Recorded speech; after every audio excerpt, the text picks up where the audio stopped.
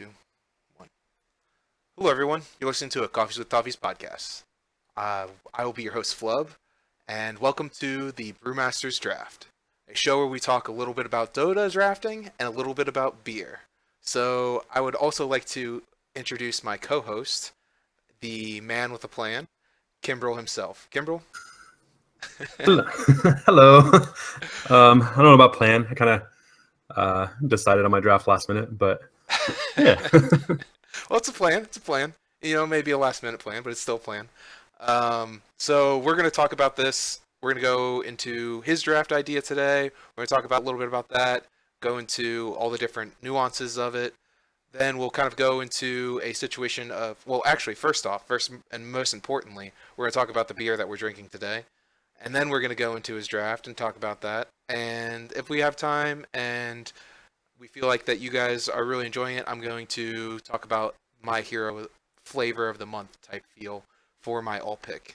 So first off, Kimbrell, actually, let's talk a little bit about ourselves this week. How you doing, Kimbrell? I'm good. It's been a good week of Dota. Your Dota week been pretty good? Yeah, Dota week's been pretty good. Actually, lost some, won some. I think I'm more on the win side than I am on the loss side, so that's always good. Nice. It's always good. It's always good to have. How about you? How's your week?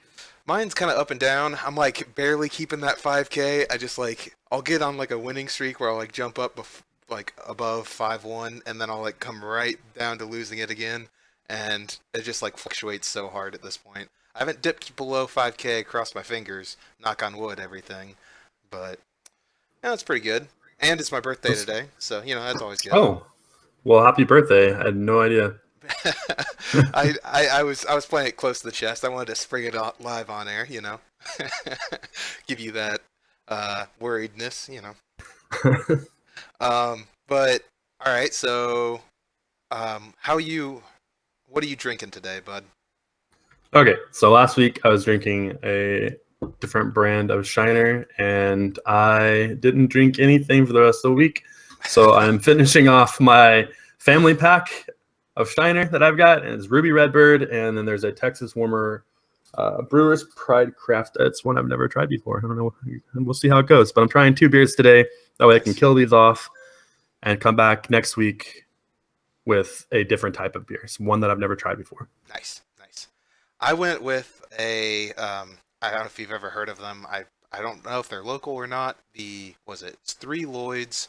It's a Three Lloyds beer, a Three Lloyds brewery. They sell a beer called Yum Yum, and it's a pale ale, for those of you who are interested. It's pretty good. I like it. This is actually the first time drinking it, so I thought I'd treat myself and get this. So, yeah. Yum Yum? That's the name of it? Yeah, Yum Yum. It's got, I believe the man is Arab. I'm not really sure. He's got, a shawl on, and then he's got... I can't really tell the instruments that he's using, but he has... It's a very colorful beer. It's got a cats on it randomly too. So I don't know if it's just a guy dressed up in a kind of a cool garb, or if it's just, I don't know. It's it doesn't really make sense, but it's Yum Yum, and it is yummy, so it works. That's good. That's the most important part. Is it good? If it's good, then you're good to go. Yeah. Whatever's on the beer doesn't really matter as long as it tastes good. It's fine. But all right, let's hear about this draft, Kimbrell. I'm excited to hear about this legendary Kimbrell draft. Legendary Kimbrell draft. All right, that's what we'll call it. All right, go for it. All right, it's a draft that we ran. Doppy Devils ran RIP that we ran last season in 82L. That's something that you could have brought up. I don't know if you it or not. I didn't think about it. We'll talk about that later. Okay. Anyway, the draft. Almost a drow because I'm looking at the name, but the draft that we ran kind of varied. There were some different heroes we ran with it, but it was essentially the same type of draft. It's just a strong push draft. One of them was a Luna SD draft, so I'm not going to bore you too much with that. So we'll go with a different edgy hero. I appreciate that. I am going to stick with Shadow Demon, though. I know we talked about him last week and how we didn't really. I don't know how he's kind of dull right now, but it's a draft we ran that I just really enjoyed, and maybe it's because I was playing a hero that I don't play very often. But anyway, getting to the draft, it went Drow Ranger. We ran a tri-lane with Drow, Shadow Demon, and then Leshrac. And then our mid with the Drow, I think Puck actually worked out really well. It gives you that extra physical damage mid, so I think you kind of turn Puck into like a lane dominator, in my opinion. He's already really good with the magic burst damage and everything, but with the extra physical damage, I think he's really good. And then off lane, it varied between Underlord or Faces Void. So just picking one specifically, I'm going to go with Drow, Shadow Demon, Leshrac, and then I'm going to go with Shadow Fiend and Void. Okay. Okay. Or actually, no, sorry. I'm going to change that to Underlord. With the Void pick, I felt like with Underlord, there were times where it was hard to break high ground. And so you kind of needed that something to initiate. That way you're able to break high ground. With Underlord, it was more of a just chip damage, take down all their outer towers. And this was before the tier 3 thing where you have to take down the tier 3 to take a shrine. So we would take down all the outer towers, take down the shrines, take Roche, and then go try to high ground. And we would just do chip damage, all day. But I feel like it's a draft you can kind of work around. Another hero we ran with it was Vengeful as a carry, and it was really interesting, and it's something I really enjoyed. She doesn't provide as much as like a Luna does, I don't think, but she's still really good in my opinion. It just you kind of have to know how to run it. But well, the thing is with a Venge, you have that obviously that stun that's available to you, like a true hardcore stun, and kind of a way to get yourself out of a situation by being able to swap either a support kind of forward if you're running kind of a more tanky support, or just it has a little bit of a more maneuverability type feel. Not quite as powerful, but once again, not quite as vulnerable either. So I can understand why you're doing that. Yeah, exactly.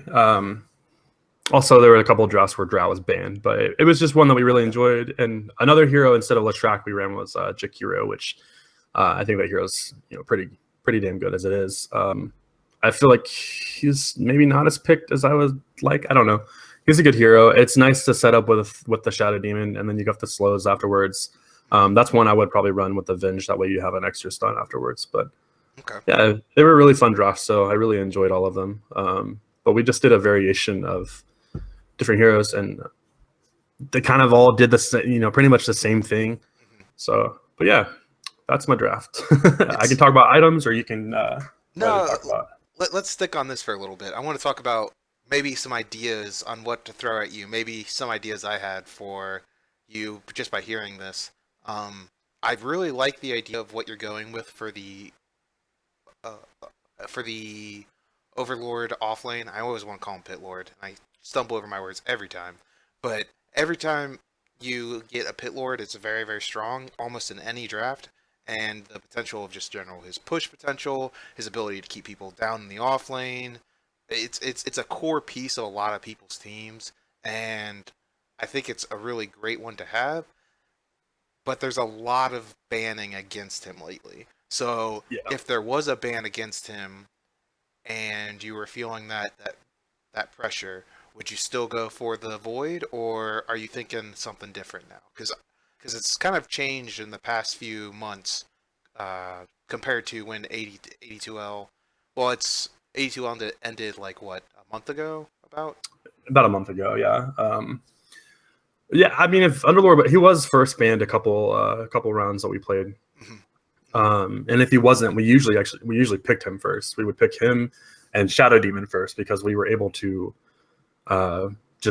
we had the variation between Drow, Luna, and Venge, so we didn't really care about which carry we banned because they weren't going to ban like a Vengeful, in my opinion. So that's a very smart way to go, because I mean you're filling the same hole with the style of, okay, you're wanting to go in there, get the exact same aura-based type guy that can take down towers and push really fast. So it makes a lot of sense that you would go into that format, and that's kind of what you're looking for with drafting anyway, is, okay, are they going to ban our heroes? Well, they can't really, because we have too many that fit that slot. And even in a pinch, I would say that you could even use Jug in that situation. He He has a lot of potential with the healing ward and just being able to have, the magic immunity and all the things that he brings to the table. So Absolutely, and in that tri lane, like that's even more kill potential with spin on top of the sun and everything. The setup from Shadow Demon and the sun from Leshrac or Jakiro, yeah. like he would work just as good, I think. Oh yeah. But So I mean, if they did ban the Underlord, I think Void would still be fine. It just kind of depends on which heroes you pick. Kind of have to work around it. So if Underlord, if I wasn't able to grab him first, Void's not been like a priority pick, I don't think, recently. No.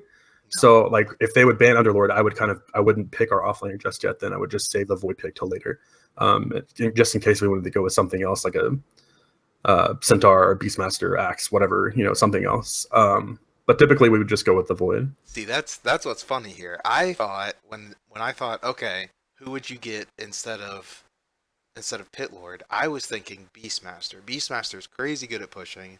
Can split push by himself, kind of fills that same role. He can kind of go away from the lane a little bit. Obviously, you can't put the same amount of pressure on it unless there's certain matchups where Beastmaster's crazy good versus one-on-one. But he has the potential to go into the jungle, and that AoE aura, once again, giving you guys all attack speed is crazy good. Yeah, Beastmaster's probably tied as my favorite offlaner with Void. I like Void's always the hero I usually pick if I'm like soloing or something. I usually just pick Void because I feel like he can do quite a bit, even if you run him with carry items instead of the typical offlane build. But Beastmaster is he's easily top 5 favorite heroes. I just really enjoy the the extra push that he provides and everything, and the split push that provides. So yeah, but our offlaner last season had kind of a bias towards that hero because back when he was played almost exclusively offlane, that's all he played as well because no one banned it for some reason. So we're like, all right, Beastmaster, and eventually he was like, please, no more Beastmaster. I understand that feeling. The same thing happened with me with Earth Spirit a while back. And I totally have that like bias against him sometimes when I pick him up because I'm like, I've played this hero so much, and it was over a span of a year. I played him almost as much as all of the Pudge games that I've played on Dota 2, and I was just like, if anyone who knows me, I play a hell of a lot of Pudge. So before he's even really good, and when you play a hero like that much, it just kind of grinds on you for sure. I do think though, like if we're talking about like best case scenario, I almost like Beastmaster a little bit more, and I also kind of like the idea of going into someone else that has like the exact same viability of that, just like the split push potential, and it's kind of a weird one, but having a Centaur in that situation, you don't get it for like the split push potential, so to say, but to be able to run away with any of those cores that you suggested is a pretty strong case for Centaur. That's why a lot of people are picking up him right now, is that you kind of want this really safe laner that doesn't have a lot of escape, and then kind of uses their team to give them that escape mechanism. And having that Centaur really makes that viable, right? Right, absolutely. So, oh man, I really, I really like drafting this because it was just, I wouldn't call it mind games, but if say they, like I said earlier, they banned the Underlord, I would save the Void, and then if we picked up Venge, like they had no, swap out of Chrono or whatever, we would eventually pick Void. But Centaur, that's another reason why I like the Underlord is he's one of those heroes that, shit, we're getting, we're kind of taking a loss here. Like our Shadow Demon's dead. We need the back. Like everyone to start backing. He could pop his ult, and yeah, there's a delay, but I feel like his escape mechanism isn't as quick as Centaur's, but I feel like it's just as good. It's a global TP also if you want to split push with it and everything like that. So I think both heroes work for that kind of deal. If you have a vulnerable carry, you have something to help you get out. So most definitely. So, what about the bans here? What are you feeling for bans that that are like, okay, this kind of shut down the draft when I faced it? What are the things that you just like must need to get out of there. The first two. What are the first two you would ban? Okay, this is actually a really good question, and this is something I didn't write down. I knew I came unprepared with something. Okay. It's all right. We're here to talk this out, man. We're here to figure this out. We got this.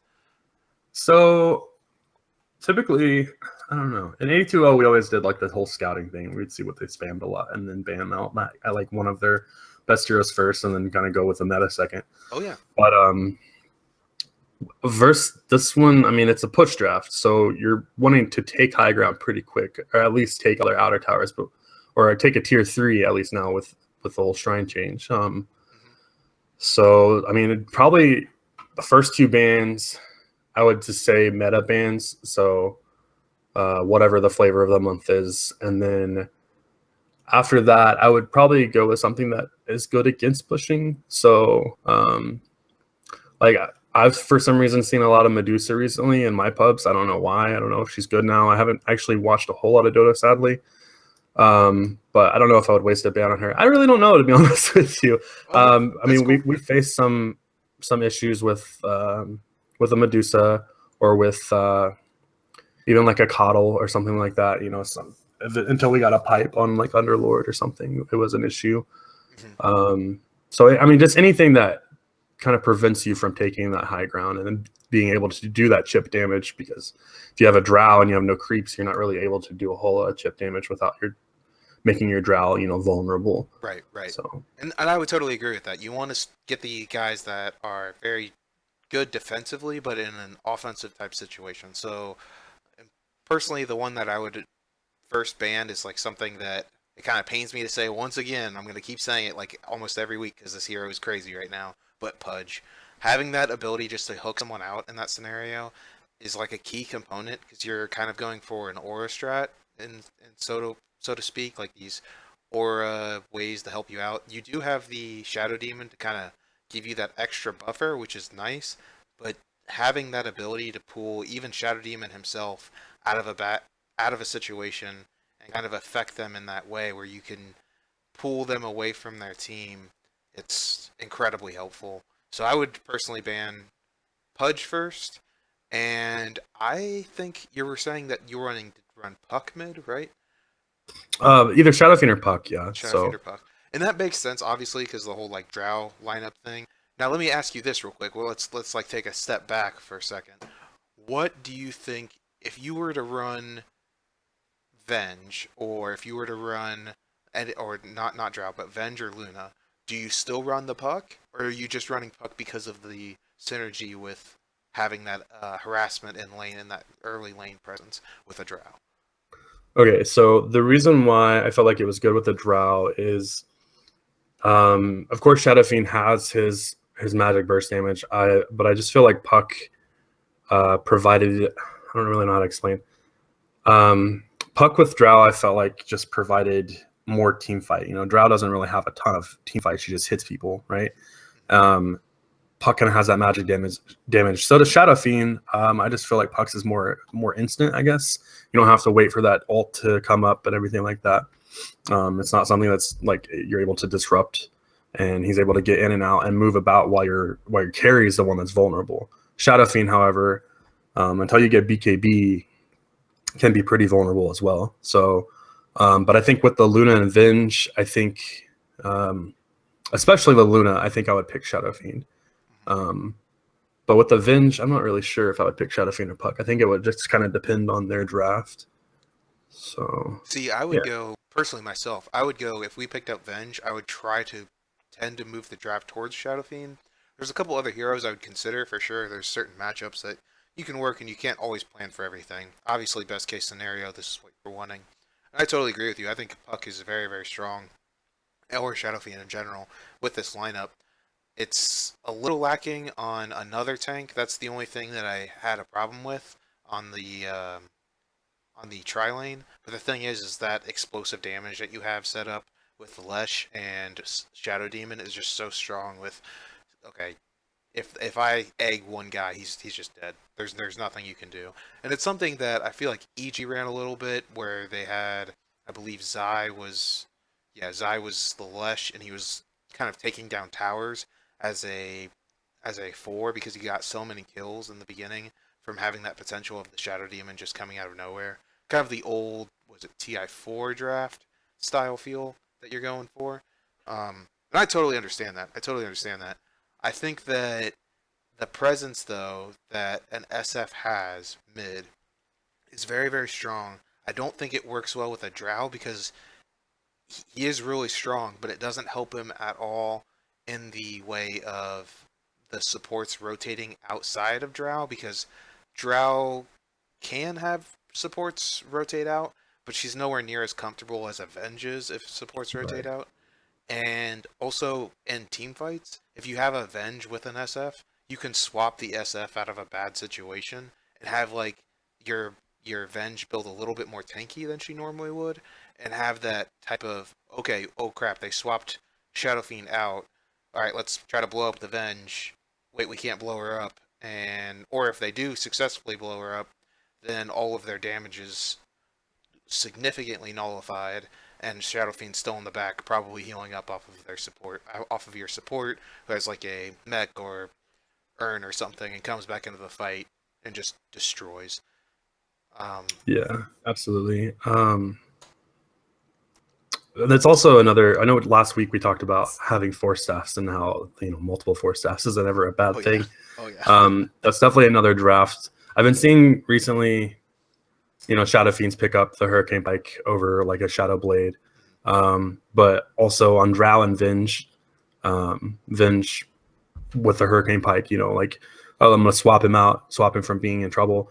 And we got 2 Hurricane Pikes and possibly a force staff on Shadow Demon, depending on where you're at in the game and what items he builds. Like you have an escape for Venge, into the escape for Shadow Fiend, and then an escape for Venge as well. So it works out really well. Yeah, it's a good point. The availability of a lot of times you can't necessarily angle yourself when you're getting jumped, but you can when you can swap someone out and then angle yourself to then get out. It's a really good maneuver, and obviously just Hurricane Pike is in such a good place where it's able to kind of give those carries a bigger range. That's the idea of this game kind of boils down to, I feel like, is like, all right, how far back can we get to attack, or how tanky can we get at this point? Like that's the meta, is like, all right, let's grab the biggest, tankiest, badass heroes, or let's just like not exist in the back and just like slowly pew pew pew until someone dies. Right. That's kind of why I feel like Underlord's really strong. He tanks, and also he allows your Hurricane Pike carriers to just sit in the back with and just pew pew pew on towers, like you said. So. Oh yeah, definitely. And I mean that's why the hero is so great. I think that looking at this draft, so we got Pudge out of the way. We got I actually think my second pick would maybe be Clock in your scenario. It depended on who you were putting mid. If you were putting Puck, I don't think that would be a problem. If you were putting Shadow Fiend mid, that would be a serious problem.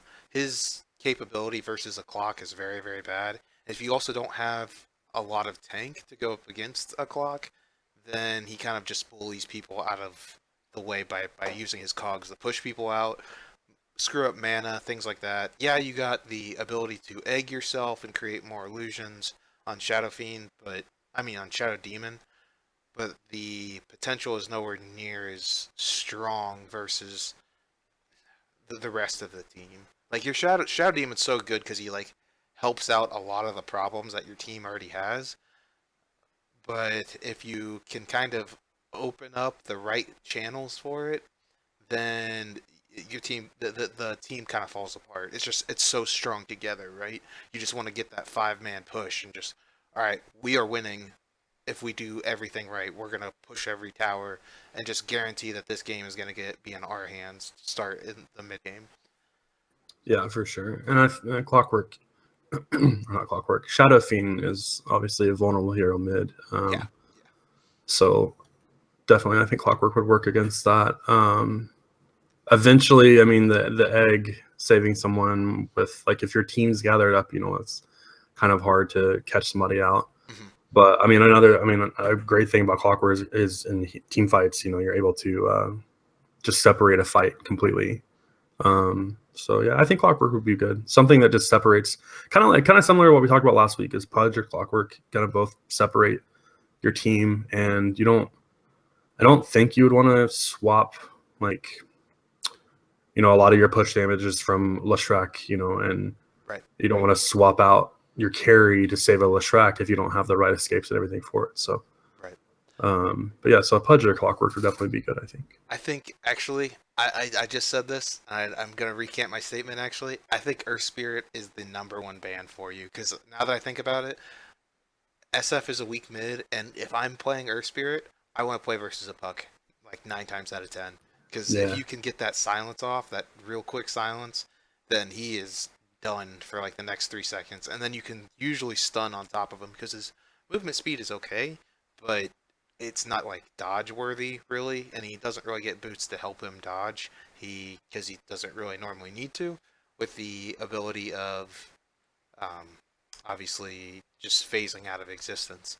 So I think Earth Spirit is a real problem for the draft. I think that Pudge, these like kind of pick off heroes, these roaming type heroes. Um, but yeah, I think that the draft is still really strong and has a lot of potential. Has a lot of the makings of okay, you're gonna go and try to. You can kind of rotate. You can rotate out with all of those heroes that are at bottom once they hit like level 5. And I like those types of strats that kind of open up your field so that you can go into and you can go gank or you can be very supportive in the way that you're okay, we're going to keep this guy alive at this point with like a shadow demon. He can go mid and help out the shadow fiend or puck or whatever the situation is. I also what I really like is having a Lesh with I mean Drow it's okay, but I really like Lesh with a Venge because having that potential of that setup, that stun on top of stun is just it's too hard to pass up. People just yeah, die instantly with that. So I can understand why you really enjoy the Venge, and I would almost agree that it's almost better as a straight Venge draft, trying to go for it, and then the other two as backups, really. yeah, I like that. I the first time we played it, it was just kind of like I saw a little bit. I think at I think at the major, Boston Major or something. And I think you were right. I think ED ran something very similar. Um, but I saw it and I was like, that's a pretty good idea. I wonder if we could run it. And I kind of put it together, figured out who would play who and all that. And the first time we ran it, we had the Luna SD. It's still really strong. But the offlaner wasn't able to lane. Like he had to disappear because he died 3 times before he was like, I can't do this. Like I can't stay in lane. Yeah. So by that point, we were able to just rotate mid. We just popped a smoke, went mid, and it instantly killed an invoker that was mid with the Shadow Fiend and Leshrac Shadow Demon. So I really like it because it's like I said, you're able to rotate. Mhm. You're able to So rotate and give a lot of potential for anywhere in the map. It's very strong at saving, and it's also very strong at killing. So, I mean, yeah, that's what you want. I mean, right. there's not much more that you don't want in a draft. And obviously, Lesh is a 4 that can push as hard as like a farmed one at some point. It's pretty It's I'm pretty sorry. insane. Yeah, no, Yeah, you're it's good. insane. Yeah. There's just some game. With the first game when we played it, I maxed his diabolic edict, and we were pushing a tower, and it's just like I didn't realize how fast this dude can push. Like it's insane. Holy crap! And I just loved it. So I just like we're gonna run this until we just can't run it anymore. And so, but yeah, it was a lot of fun. I had a lot of fun with that draft. Well, it's also, I mean, I like the draft even better at this point because of the whole new introduction to the talent of getting more pulses from the uh, Diabolic Edict. Yeah, It's that's really, kind really of strong now. dumb. Yeah, like, there was a guy who did a random video on Reddit at one point, and he Mhm. died, but he died next to racks, and then the guys didn't stand next to the racks, and the Diabolic Edict went on for so long it just destroyed their racks, even though Yeah, like it was almost at full health and just utterly destroyed it. And I was like, whoa, that is insane that you can just die next to Rex. I'm like, okay, I got this. As long as people don't stand around me. Just that's too good. That's too good. Yeah, I really like the hero. Yeah. And I just think he pairs well with Shadow Demon, and I think, like I said, Shadow Demon pairs well with the push strat. But landing that stun is a pain in the ass. Trying to do it like without some kind of setup, like you just got to time it correctly, and obviously like any other stun, but still like you don't realize how hard it is until after a couple tries and you whiff a couple, and you're just like, you know what, I'm not gonna try to stun anybody until it's just a follow-up stun. That's all we're gonna use it for. Yeah. Yeah. I I do one thing. I was actually just thinking about your draft, and I was thinking about, have you ever thought about running this? I don't know if your offlaner ever did it, but doing a offlane Enigma and then running kind of something more tanky as your other support. Like I love Lesh. Maybe keep Lesh, but do like Ogre, Lesh, Venge, and then have like a Enigma offlane where or like not even like Venge, do Drow, and then have the Drow aura on all those guys to just make this guy like extra pushy and give those like kind of bonuses to your Eidolons, kind of give that damage bonus because, well, they don't get the damage bonus because they're creeps. Are you sure? Did they not? I felt like they did. I felt like they did, but I'm conflicted now. I feel like I've psyched myself out at this point. I mean, either way, that still sounds really good. We actually talked about running Enigma off lane for a little bit. We just didn't end up doing it, but it's a really good idea. I do think the Eidolons get the. I thought so, but I don't want to get caught up, and I'm like, I don't want to teach people the wrong thing, and like I'm 90% sure that they get it, but screw it, they get it. Try it out, do it. Get the Flubb guarantee, and then come back and tell me I'm wrong. It's cool. The other hero that I was thinking about that I really, really like with your draft is actually Abaddon. Having an Abaddon in the off lane, if you could kind of like switch out some of the other things, because you still need the team fight potential that the Overlord gives. It's kind of hard to not have that, but having the Curse of Avernus on a tower with any of those heroes sounds pretty ridiculous. Yeah, that's a hero we just didn't run. I like him. We just never ran him. We've played against it, and it's a pain in the ass. But yeah, it's a hero we never ran. But I really do like him. Oh yeah, for sure. So is there any other? I'm trying to think of any other bands. Are you wanting any other bands that you're thinking about, or any other thing that you like just don't want to face in this type of draft? You feel like besides high ground guys or pick off guys? I think like Slark could maybe be a problem for you because you don't really have any. Well, I guess if you have Overlord, that's the thing is if you can get Overlord, this draft is pretty hard to stop. And yeah, I think that's the strength of your draft is that if you grab that Overlord, there's pretty much no way that it's gonna fall apart because you get Overlord. Even if you swapped out the Shadow Demon, there's other things that you could run like a Ogre in place of it, and it would be still really, really strong. You just need something that's survivable that can set up the Lesh. And no one's going to ban Lesh. Like, why would you ban Lesh? Exactly. I'm looking at the most recent game that we had with this, and it was pretty close kill wise, but it was a 35-minute game, and we went with the Drow. We did get the Underlord. They had Darkseer. I think Darkseer would be okay. Well, not really, because in the offlane it doesn't really matter because you're able to, as a ranged hero, like you don't have to deal with the Eidolon. You're just pushing into your tower. So yeah, exactly. And then all the supports you said were all ranged. So I was like, well, Darkseer doesn't do jack then. Yeah. I mean, he's still a Darkseer, and Darkseers are Darkseers. There's never like a wrong time to pick them.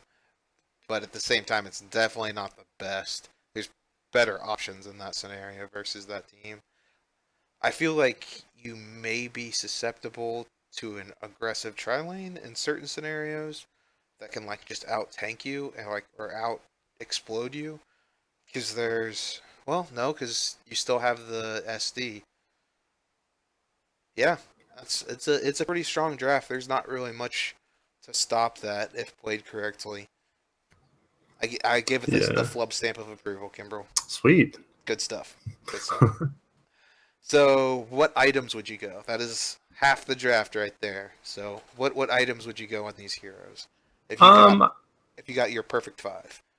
I feel like it's pretty straightforward. I feel like with the carry, say it's not Luna, um, Hurricane Pike, I think is pretty obvious, right? And then I think Helm is pretty good on her as well. On either one of them is pretty good. Um, just a second. Okay, and then on the Shadow Demon, I would probably go an Urn, depending on who's off lane. Like if you have Underlord off lane, he typically goes the Mech Grieve or Mech Arcanes, eventually Greaves. So maybe Urn might not be as necessary, but it still provides that that extra mana for the poison spam in lane if you want to use that, which it's not really what he's there for. It's kind of there to set up the Lesh, but anyway. And then Glimmer, I feel like Glimmer Cave's really good on any support, and then Force Staff, like we talked about earlier. With Leshrac, the few games I went Yules and Veil. I just felt like both of those work really well with what we had because we have a ton of magic damage coming from either the Puck, and it allows Puck to buy other items instead of the Veil, or we have magic damage coming from the Shadow Fiend and the Luna or the Underlord and also the Leshrac and everything. So I felt like that was a really good item to pick up. And it's kind of cheaper, a cheaper item too. So yeah, and it provides that extra mana that Lesh needs. I found myself kind of struggling with mana here and there, but with the Veil and Yules, it was really good.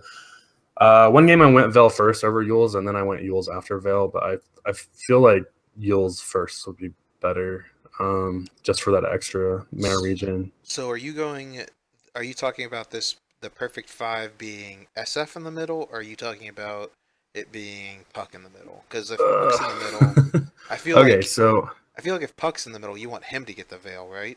To get that early yeah, damage bonus. Okay, so let's say perfect five would be because the carry I feel like either three are really good, but I'm gonna say, I'm gonna say Vengeful. We're gonna go Vengeful, Shadow Demon, Lesh, Underlord, and Shadow Fiend. Okay. Okay. All right. So you got So the the Glimmer Cape on the Shadow Demon. You got a Urn, and you got the Mana Boots. You got your mech combo, the classic Underlord that everyone knows how to play, and the off lane, that mech, that Greaves, that AoE type of aura monster that he is. And then you're going into what on your Lesh at this point. You're going to go for the Veil and the Yules because yeah, I mean it's totally makes sense because you're not going to have that on the Puck. That's what I felt like the Puck item should be. If you had a Puck, I feel like he should go the Veil and Yules, and then if you're going for the Lesh in that scenario with the same thing with the Puck, the Lesh has the opportunity to go like Force Staff because you kind of ran out of guys on Force Staff at that point if you had right. Puck mid. So yeah, it makes a lot of sense so far. So you go for the Veil to get that extra damage for the rest of your team, and you're going Right. for the Yules to set yourself up and to counter any type of debuffs on you. Makes sense. So Yeah. what's next? What's on the Venge then? On the Venge, I just feel like it's the Helm of the Dominator. It just depends on who you like, how you want to play the hero. Some people like the Helm. Some people don't. Some people don't like messing with the micro or the just feel like it's a waste of an item. I like Helm. So I feel like Helm, Oh, Helm's great. Dragonlance. There we go. Helm, Dragonlance, Yasha, and then you finish that Hurricane Pike, and then Manta, and then by that time, if the game's not over, you haven't lost, but it should be like you should be knocking on their tier threes at least by that point. So yeah, and then on the off lane, I think I talked about already Greaves and on an Underlord. Right. I don't So really you're know. Like second item could be like a blink if you want to have extra initiation, or even like the Shiva's Guard or something. See, I wouldn't even worry about going for the blink. I mean, yeah, it's a good idea to try to have someone to initiate, but your strat is more of like, all right, we want them to initiate me, and then I will set this up. Especially if you're going SF.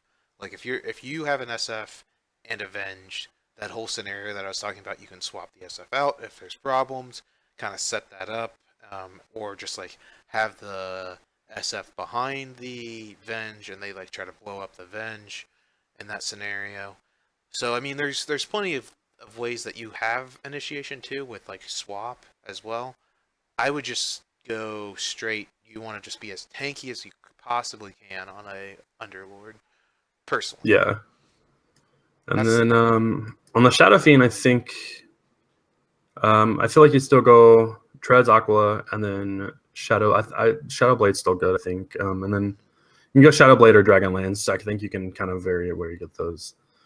And then Kairai went Ags right after the Dragonlance. He went Ags and then Hurricane Pike. He didn't even go BKB because he's a non-BKB believer sometimes. But and then he got Silver Edge.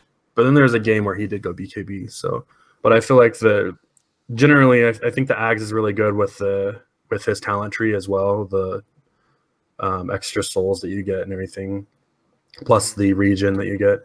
Hurricane Pike's really good on the hero.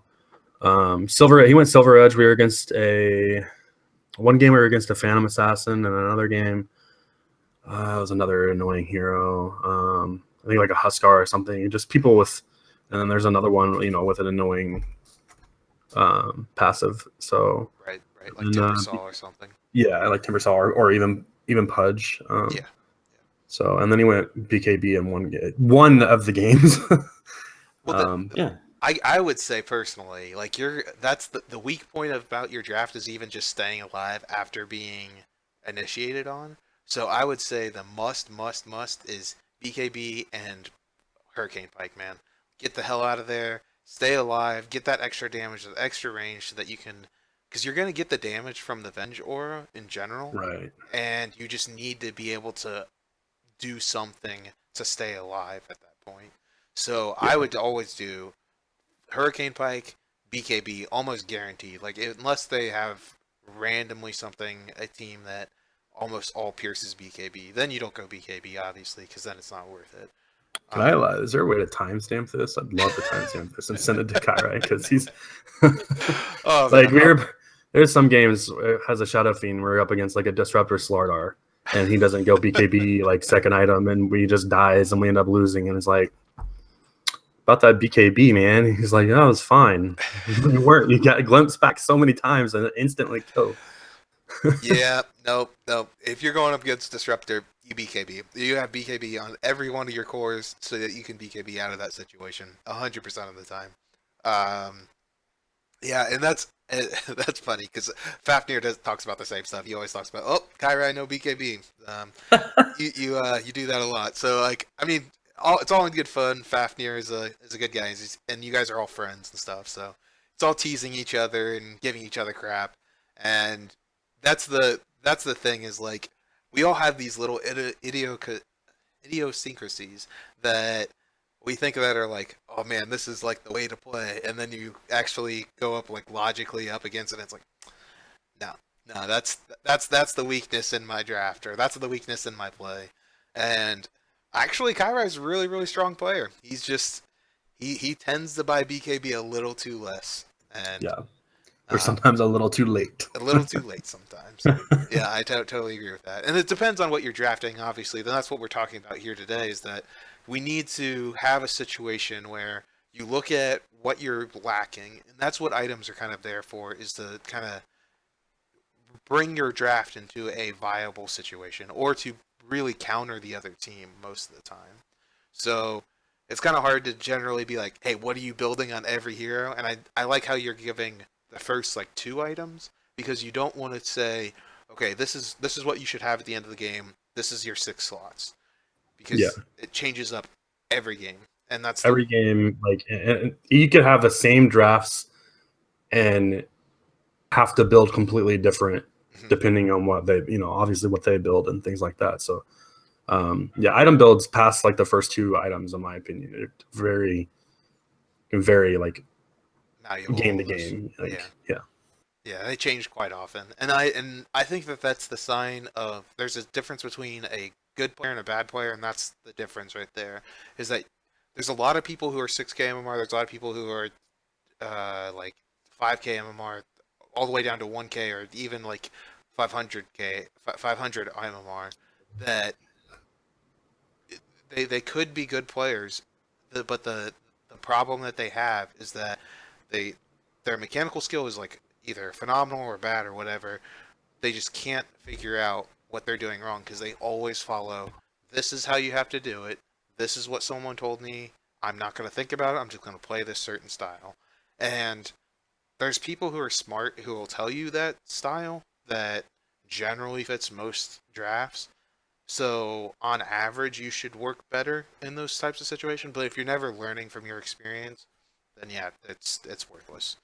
So Yeah. I mean, when you're starting out, like obviously it's okay to do the build things, like where you set on a build and you just follow it, but eventually turn that damn thing off, because there's been a couple times where I've just kind of mindlessly like even with skills, I've skilled a skill and I'm like, oh, why did I do that? Like I didn't want to do that, and I realize I have the skill build thing on, and it's like I need to turn that off, because you just kind of get in the middle of the game and you're upgrading a skill or putting an item in quick buy and you don't pay attention to exactly what you're doing, and it can sometimes hurt you. So oh yeah. um, but yeah, I definitely think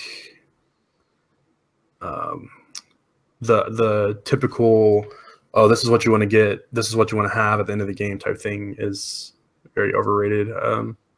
For example, Faceless Void. The big build on him for a while was the Yasha Diffusal Manta. It's really strong, it's really good, but sometimes it's not the best. Sometimes you need a Vlad's or a Blink or something like that over the Yasha first or something. Mhm. So it's definitely a good thing to change up builds. Definitely, definitely. All right, so is there anything else about your draft you want us to know real quick, man? I feel like we've hit the majors, we've hit through what you're picking, what you want to ban, what your items are. Is there any like little tidbits of like ways that you want to give people, all right, you should run it this particular style or hit like certain times or something? Um, Not exactly. I was going to mention this earlier. You were talking about how before games you don't want to talk about like exactly what you want to have at the end of the game, but something we kind of learned when it was a little too late at the end of the season with the Dobby Devils, we should start talking about a game plan, because typically we'd pick our draft and we'd just go into the game like, all right, let's go, and we'd kind of talk about it, but we decided we wanted to start doing like a 10-minute thing, like what we want to have done by 10 minutes. So I feel like that's something you definitely want to do with most games in general. Is if you're in a 5 stack or a team game, talking about the first 10 minutes and what you want to accomplish is pretty key. I would say with this draft, you should be able to leave your safe lane at a decent time to go gank mid and help out the vulnerable Shadow Fiend.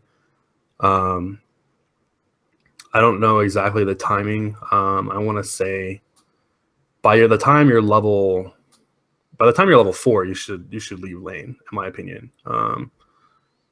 Maybe a little bit earlier, to be honest, especially if the mid matchup is bad for Shadow Fiend. Just leaving at like level 2, where you have the egg from Shadow Demon plus the extra damage, the Soul Catcher, and then the stun and all that stuff. I feel like it's on Leshrac and a little bit of damage from him. I feel like rotating at just level 2 is pretty good. Just always start out with a smoke as one of those supports, I think. But besides that, there's really not a whole lot to it. That's important. So do you feel like when you were starting out the game, when you're going at ground like negative 1 minute because you know it's before technical timer, do you generally go into a situation where you smoke and then always try to go for the first blood with that team? Because I feel like yes, you have a lot to offer with especially if you go into the Venge route where you have the egg into stun, hopefully kill. If you don't do that though, if you kind of mess up your draft a little bit, move it around, you have a Shadow Fiend or a Puck or something like that. And those aren't generally the guys that are very strong in going for level 1 gank, or even like Luna can be kind of bad in a level 1 gank sometimes. So Yeah, is it kind of I is it I wouldn't. Sorry, go ahead. was cool. I was just gonna ask: is it something that you always kind of tend to go towards, or is it something that's like, okay, we're gonna go for it most of the time, unless they have like Witch Doctor or Jug or something, someone that's like just crazy good level 1, or is it something that you hardly ever do? We hardly ever did the level 1, and that's what most drafts. I feel like just playing it safe, getting your double bounties, and then going to your lane and being able to block for the few seconds that you're able to, or even have a support block for mid whilst the mid gets his bounty rune or whatever. I feel like that's a lot better than being aggressive. Um, I'm aggressive. I would say I'm a pretty aggressive player, but as a captain, I typically had them just stay safe, play it safe because we're almost guaranteed a kill in lane, right? Right. Um, almost always going to be first blood with that kind of draft. If the offlaner makes a mistake, and comes up too far, he's dead. Right. So no, I wouldn't go for first blood unless there's just they're converging on your mid and you have a better, like they have 3 heroes there and it's like, well, let's just rotate these 2 guys and get an easy double kill or something. That's fine, but just being aggressive about it, I typically wouldn't do that. Right. Right. Okay. Cool. Cool. Well, this was Kimbrell's draft. It was the ultimate Kimbrell draft, I guess we'll call it.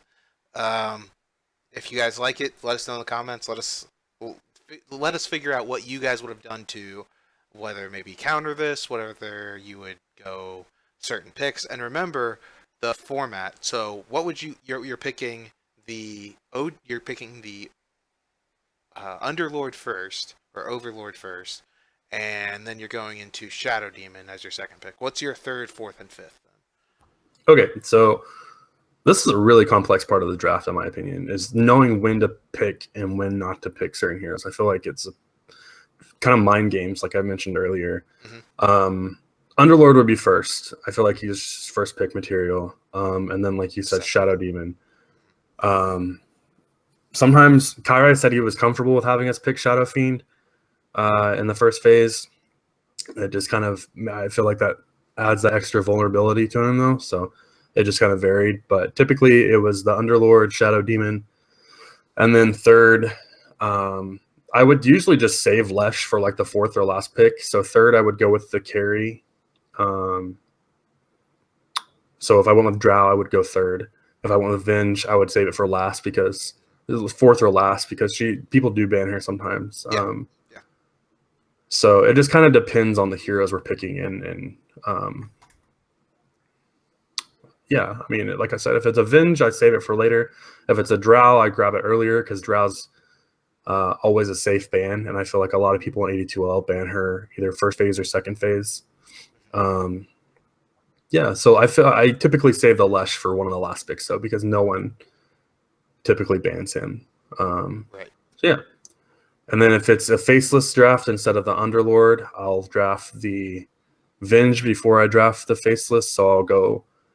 I'll start out with a Venge Shadow Demon, and it looks like that's my 2 supports. And you can transition it to picking the Void third, and then the Shadow Fiend or Puck, and then the Lesh last. So yeah. Right. Okay. Makes sense. Makes sense. I so if you guys are going versus this draft, make sure you realize what you're picking in, what you're able to see before the draft too. So, but write in the comments how you would fight this, how you would generally captain versus this. Let us know in the comments, or let us know by tweeting us later on. But we're gonna move on to our next segment. We're gonna talk about the kind of flavor of the month all pick hero. I want to talk about Earth Spirit. Obviously, he's been picked up a lot in the Starlighter tournament that's recently been going on. He's just a great hero in general. He's been picked up for forever. It's really hard to make him unviable unless you just nerf him down into the ground. So basically, I want to kind of go over what I've gone over in the past on .p if you guys have ever watched one of my shows over there. But when you play Earth Spirit, generally what you always have to have is a Orb of Venom. Make sure you always grab an Orb of Venom, and make sure that you have. I mean, it's basic. A lot of times, I always used to say that you were just really, really strong to have a Mango to be able to like use that to get in lane.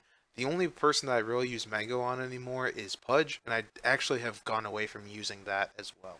So in general, there's a lot of times you can just, if you manage your mana right and go into a certain situation, then it's very, very useful to have that clarity kind of fill you up when you're rotating between the lanes instead of when you're fighting at the moment. The only reason why I really had Mango before was because you would use it as a Pudge hook, and then you would immediately need to Pudge hook again.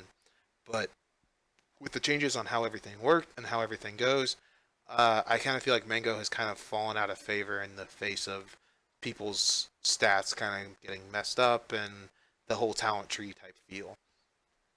So if you're ever playing Earth Spirit, try to make sure you get that. Make sure you get some health regen. Personally, I like Tangos, and I would try to get the Courier at least if you can.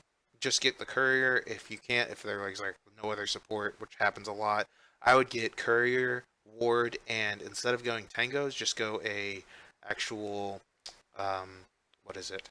A healing salve. Going a healing salve and then being able to get a smoke is very, very crucial on the hero. If you're not going to use it at level 1 to smoke gank, you need to be able to use it before 3 minutes to gank the mid. So if you're not ganking the safe lane in the first few minutes, just like guaranteeing that the off lane will go really well, then you need to gank, or not first few minutes, but before the minute even starts, then you need to gank mid to guarantee one of the lanes to work, because that's what Earth Spirit is really good at. That rolling boulder guarantees you a first blood almost every game, and if you're not getting first blood, then you're playing the hero wrong. So try to do that. Also, something to keep in mind, something that really good players do a lot of times, is to try to keep the Earth Spirit as a way to push people out of a situation or push people into a situation. We have seen that there's a lot of show for how Ags works on the hero. People rolling boulder in and then Ags a hero and then push them towards their team. Pretty much Earth Spirit is guaranteed to die, but they're going to take out a core at the same time. So that is kind of the idea with that, but you can also do that in a safe way without even having Ags. Something that I really enjoy doing is something where you take a Shadow Fiend and it doesn't break channels, so you can actually push him into a team fight in the right way. If you have like a one of my favorite combos is Shadow Fiend, Darkseer, and Shadow Fiend, Darkseer, and Earth Spirit. You can have a situation where you can set up and the Darkseer blinks in, vacuums everyone in as the Shadow Fiend is ulting, and then you can push him into the vacuum. It's a just total team wipe. Fantastic way to play. Really, really fun if you can get it all down. So if you guys are looking for something to do in pubs and something that's enjoyable, and you have a way to convince other people to play certain things, picking up Earth Spirit's really good. I really highly suggest learning the hero. He's never really going to go out of style. He always has that potential, and if he does go out of style, it's not going to be for long. It's kind of like Invoker, right? He has the potential of going out of style, but then he's going to come right back in. And if you have another hero that works really well with him is Darkseer, and he never really goes out of style either. So having that combination, whether it's just with a friend or if you can try to get people together when you're solo queuing and be like, hey, do you want to play Darkseer? Most offlaners will be okay with that, and you can just tear it up. So that's my advice this week for the all-pick game. Is there anything you want to say about Earth Spirit in general?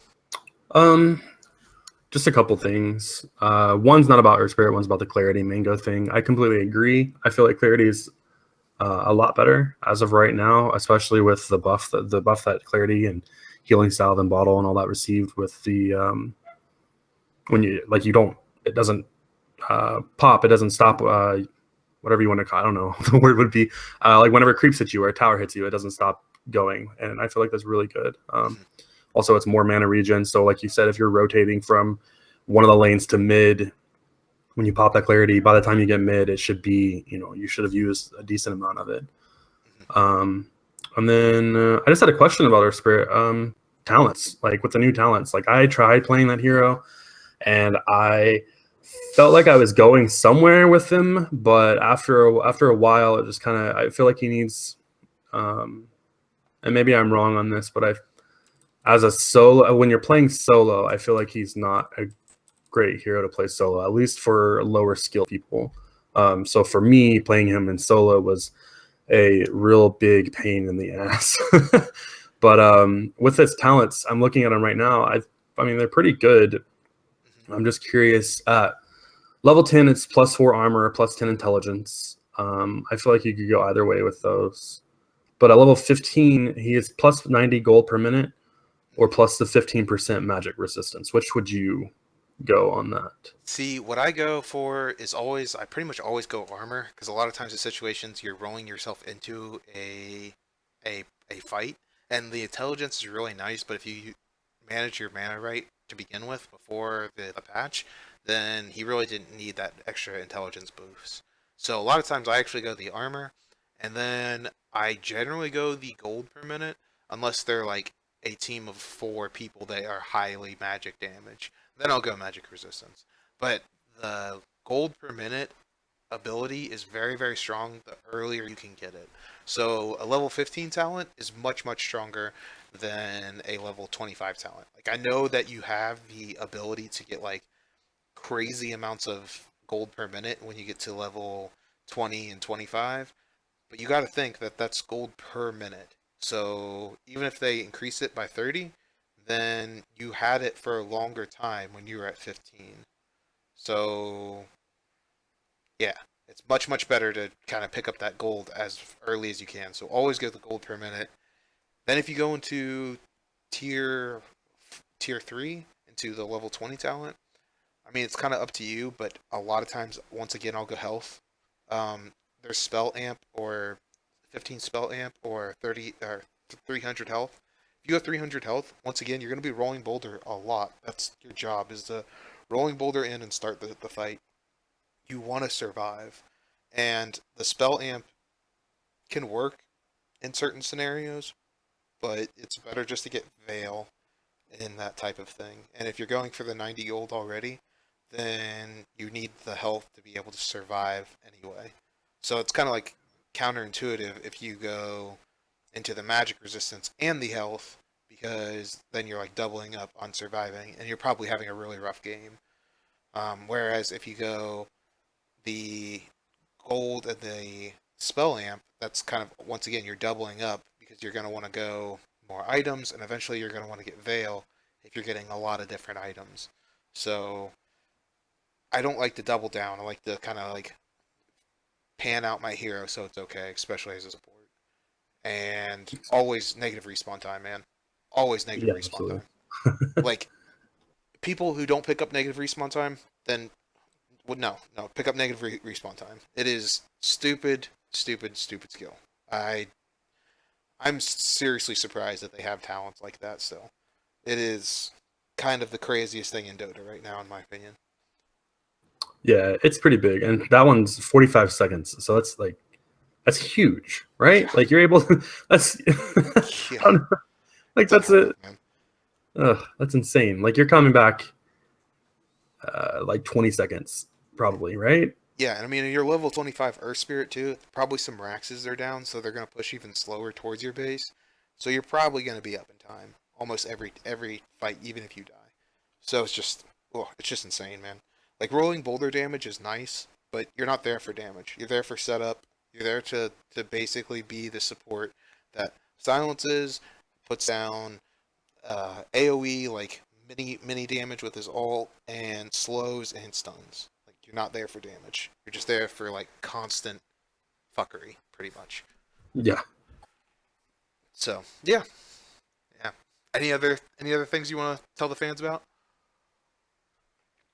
Tell the fans about. Well, I mean, not tell the fans about, but necessarily talk about the hero in general, or kind of wrap it up. Not really. I mean, I don't, like I said, I don't play the hero a ton, so yeah, that's all good.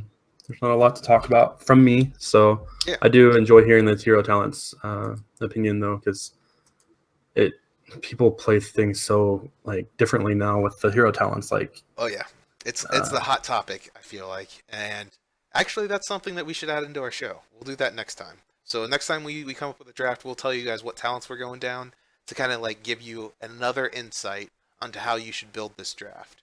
I didn't even think about it until now. Good point, Kimbrell. yeah.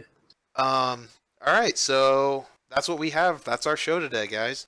So I'm gonna close out the show. Uh, I would like to point out that if you guys want to help us out at all, you can subscribe to any of our channels or like any of our channels, any of our videos. Our Twitch channel is twitch.tv/Toffees_Dota2. You can also go to our YouTube channel, find any of our content there at 5 Midas Gaming. You can go to our Patreon, and if you want to go to our Patreon to give, if you're feeling extra generous, you can go to www.patreon.com/Toffees. I also want to say real quick about subscribing and Patreon. We are working on a new system for if you donate or you give a certain amount, whether to Patreon or hitting the subscribe button. We are thinking about doing like a idea of okay, you guys submit a draft and then we kind of have you on our show and talk about it and talk about it out and kind of give you your perspective, your moment in the sun to say, hey, this is what my draft idea is, and then we'll kind of like pick apart and say what's good about it and what's bad about it, kind of give you like a lowdown on what we feel about the draft. So if you're interested, let us know in the comments. Let us know in the future on Twitch or on email or on even on Twitter. Just send me any information that you want. If you ever want to contact Toffees, you can follow him at Toffees TV. You can follow my Twitter at Flubb Dota. You can follow my man Kimbrell at Kimbrell. And if you ever want to talk to any of us about anything, generally tweet any of us, or you can send information to my email, crazyflubb@gmail.com. So I'm glad that you guys sat down and had a beer with us today, and I hope you have a good rest of the week. And I'll talk to you guys, I guess, Sunday. All right, catch you guys later. Bye, guys.